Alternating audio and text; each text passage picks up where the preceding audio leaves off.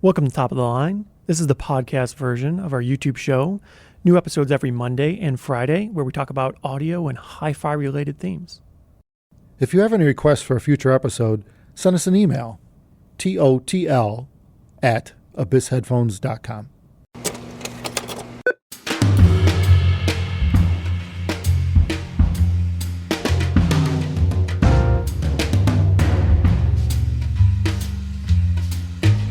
One of our past videos, we got a question in the comment section, so figure we'll answer it because it actually something we just didn't think about. And if you do have any questions, totl@abyssheadphones.com. Just email us, totl.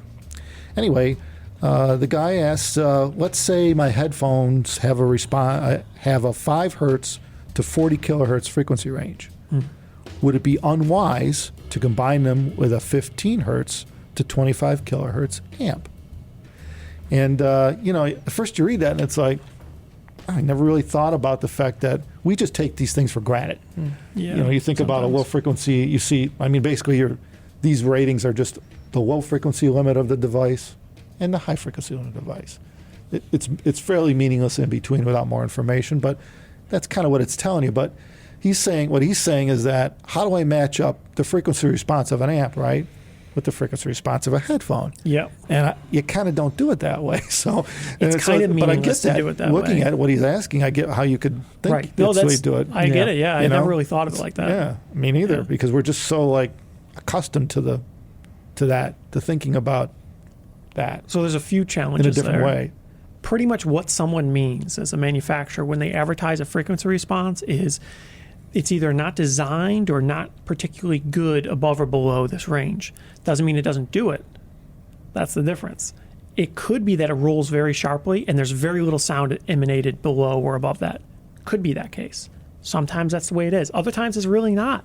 And it's kind of a soft taper and they pick an arbitrary value because they feel, well, below this, there's modal breakup on the diaphragm, or it's just too quiet or something of that nature. Right. But it doesn't mean there's a sharp cutoff where if you're half a hertz below that, it's dead, silent.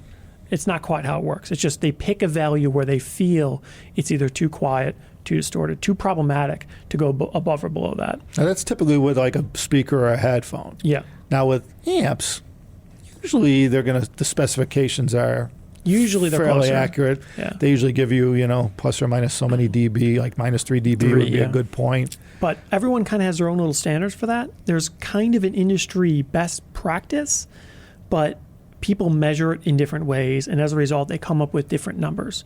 So it's a little fickle there. You can't say in absolute terms that these numbers are dead on, but they're close.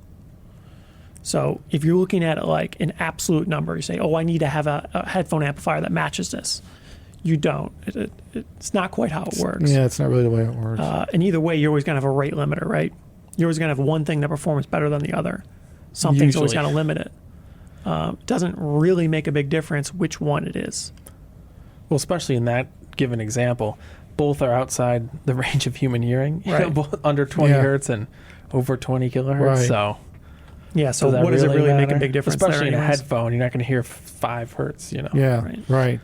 So yeah, the value below even like 40, 50 hertz, a lot of times with most music, it's not that substantial. Not as much as people would think in headphones. There's not as much music.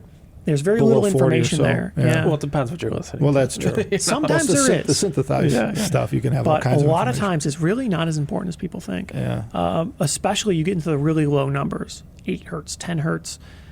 Even if your amp doesn't do that, I wouldn't be too concerned. That's usually not a big factor. But you'll notice it. But even then, like let's say that, you don't see this normally. Let's say the headphone rolls below 50 or 40, kind of like a bookshelf speaker would roll below 50 hertz, right? Let's pick on a small speaker. You're going to notice it doesn't have the bottom end. There's no question compared to a floor standard that does 20. So yeah, there are differences, and I think a similar thing would occur with the headphones. But there shouldn't be a confusion. When you're matching an amplifier to a headphone, it's not about the frequency response, because for the most part, both are full enough range You know what I mean? To cover the human. Yeah. Well, especially hearing. modern amps. Yeah. Yeah, you're not really going to find an amp that's like, oh, it doesn't go low enough to do bass, or it doesn't go high enough Right. to hear the highs. It doesn't really. If you made an amp like that, there's something wrong with it, basically. Well, some amps You know. will filter some of the low frequencies for various reasons, usually due to design. But generally speaking, it's not that big of a deal, No. except in some very limited circumstances. So you're not really looking at that as an amplifier. You're looking at all the other factors, like does it have enough power for the headphone? How does it actually sound? Does the amplifier sound good on this particular speaker or headphone? And it's more of a mating ritual than it is looking at the frequency response. Usually, all the other factors are oftentimes more important than the published frequency response. And now, that's not to say the frequency response doesn't matter. Of course it does. Wider is almost always better. If you could go lower and higher, that's usually better. But it doesn't necessarily mean that an amplifier that goes higher is better than one that doesn't. You got to consider how much it matters, how much of an impact that's going to have on your system, your headphone, your music.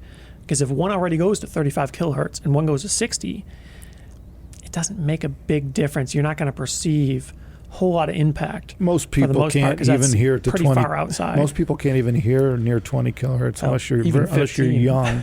Yeah, Yeah. 15, 16 is kind of the limit for most people. I mean, if you're a kid, you could probably hear 20, 22 at 20, you know. But Yeah. once you get above probably even in your 18, 20s, 20 years old, starts fading. Yeah, you'll probably lose a kilohertz a year or two. You know? Well, I don't know about that. You don't notice it not because quite it's a that. Well, that's slow, the thing. gradual change, and Yeah. there's no information up there that really, you miss. In fact, it can be annoying to hear 20 kilohertz as you get older because there's Yeah. a lot of noises in life that just give you a Old headache. tube TVs Yeah, is one of them. yeah, 16 kilohertz. They got a 16 kilohertz Yeah, those things screech. hum to it. So anyway, yeah, the bottom line is that most people, I think it's probably part of us as being humans. There must be a reason why we roll over time. Maybe it would drive us nuts. Maybe it was just meant to be. Just as our parts age, that's I the don't way know it about goes. that, but okay. But maybe there's a reason for it. I don't know. I mean, what would happen if you could hear 20 kilohertz till you died? Probably not a whole I lot. think you'd have. I think as you get older, you get headaches. Personally, I think you're just more prone to headaches because of all the other things that goes on in life as you get older. It starts to build, and then now you have noise that's just constantly barraging your brain. Yeah, it's a built-in problem solver. It seems to be. Yeah, a filter. Yeah, A let's filter. calm that part of the spectrum down as you get older, type thing. Which I think some people need more than others. Well, I guess in speakers or headphones for that matter, yeah, the speaker or headphone itself, limitations are probably the bigger thing because if it can't actually produce that audio, it doesn't matter if the amp can make it or not. Yeah, if either. the amp goes down to 5, but the speaker rolls below 50, Yeah, it what's the doesn't matter difference? Yeah. what the amp's doing in the You're bass. always limited by the weak link. Yeah. Right. Yeah. So And usually that's where the limits occur, is in the low frequency response. Almost any modern day speaker can do the high frequencies beyond audibility, beyond your, beyond where you're going to hear it. So the reality of it is usually you're going to concentrate more on the bass, and even then with headphone ratings, everybody goes lower than we go into these 5 hertz, 10 hertz range, which is you can't even hear it anyway. Yeah, that's lower than you really need. Yeah. So the reality of it is, with headphones in particular, I think, again, it's almost more about the sound of the headphone, the tonality of it, than it is about bandwidth. this simple rating. Yeah, this Yeah. simple low frequency and high frequency extension. So Well, for me, if I see something like a headphone or an amplifier that's rated 5 hertz to 35 kilohertz or something like that, which is somewhat typical, basically what that says to me is the frequency response is not a limitation for that right. product. It goes lower than I can hear, and it goes higher than I can hear. Right. So it's not a big So factor. no worries then. there. Yeah. So if one only goes to 7 and the other one goes to 5, Yeah. Yeah. I wouldn't worry about But that. how does it sound? Right. Like that's the question. How What does it cost? What does it look like? How does it work? If both of the if all these headphones have similar specifications and they all go lower than you could hear and higher you can hear, they all still sound different. Yeah. So now that's what you're more concentrating on, and then mating that to a proper amplifier. So yeah, that's kind of that's the confusion. I guess it's not a frequency response thing when it comes to matching up amps and Well, you're just looking at the Speakers. extremes. What about everything in the middle? Yeah, there's a lot of you're stuff. hearing the stuff in the middle. Yeah, you don't right. really Yeah. hear the end quite so much, Yeah. so it's not too big of a Right. factor. Right. And for most things, it's not like they just like, and it's straight down Yeah. nothing. Yeah. So Yeah. it's just less. Yeah, they usually. roll off the top and bottom in all different ways, Yeah. Right. depending on its design. Same with amplifiers too. They'll go lower and higher than their specifications. It's a question of how Gets a they little sound quieter. there. Yeah. Yeah. So that's right. It just gets quieter, right? You hear less of it as it goes lower and higher. Right. So Usually not a kinda big deal. drifts off into the distance. Now it could be a wall. Some things, Yeah. cut it hard at 20K or something, but Yeah, that requires a digital filtration. Yes. but Yeah, well, Yeah. most of the content you listen to isn't going to go above that anyways, Yeah, right. right? So Like CD players are purposely any of that stuff typically purposely cuts off at 20K. It just doesn't go above. There's nothing zero. Just brick wall filtering going on above that. So So basically, TLDR, it's not that important that they match up. Lower and higher is better, but not that critical. And usually the rate limiter is the headphone, anyways. Especially with modern electronics, you could get very high or very low frequencies with an amplifier. Now, some are limited, but for the most part, they're outside of your hearing range enough that it doesn't have a big impact, and your music usually doesn't have a lot of energy there, anyways. So I wouldn't worry about it too much, as long as it's not crazy narrow range. Usually everything is pretty reasonable in the frequency response and the high end.